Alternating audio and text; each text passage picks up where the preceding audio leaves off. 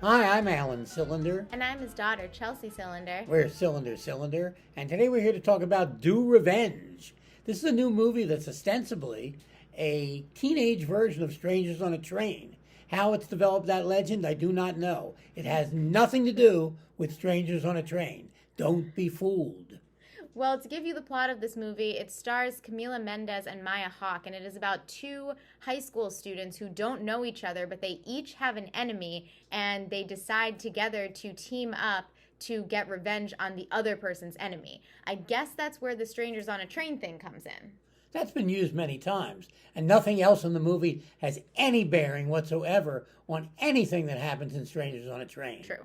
She And does read Strangers on a Train, though. She's reading it at one point. Let me just say, to make this more concise, this is a lousy movie. It thinks it has something on its mind, but it doesn't. It thinks it has some strong material, but it doesn't have any strong material. It's just a lousy movie. Another in a series of lousy movies.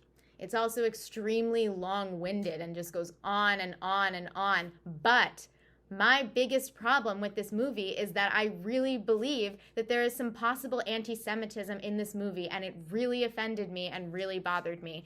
I would agree. The villain in the story is a white man who, for no reason, is Jewish. And it's revealed that he's Jewish in his most villainous moment. He's wearing a Jewish star, and he also uses the term kvelling, which is a Yiddish phrase. There is no reason whatsoever for any religion to be part of this movie, and the fact that the villain is Jewish, I perceive to be anti-Semitic. I would agree. And I'm really curious what the reasoning is. I would like to hear what other people think of this, and I would especially like to hear the director's reasoning for this. In addition to all the mixed up stuff in this picture, and it seems like nobody knows exactly what they're doing or where this is going, there's also a lot of unnecessary wokeness, which is not unusual in a film these days. That didn't bother me, but I will say that I thought it was pretty ridiculous that at the end this villain goes to like a masculine support group to be better men. That was... There's nothing good. There's nothing good here. If you're looking for something good, look further than this film. Camila Mendes and Maya Hawke are both decent in the movie, particularly Camila Mendes, I thought. I also thought Talia Ryder was pretty good. I liked her too. I agree. All three actresses were good. But this film just goes nowhere.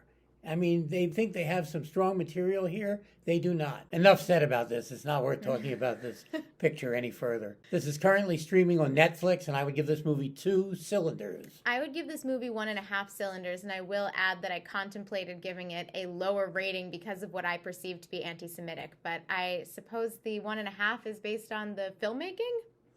What filmmaking? Do Revenge. This is Alan Cylinder. And Chelsea Cylinder. Saying see you at the movies. Bye.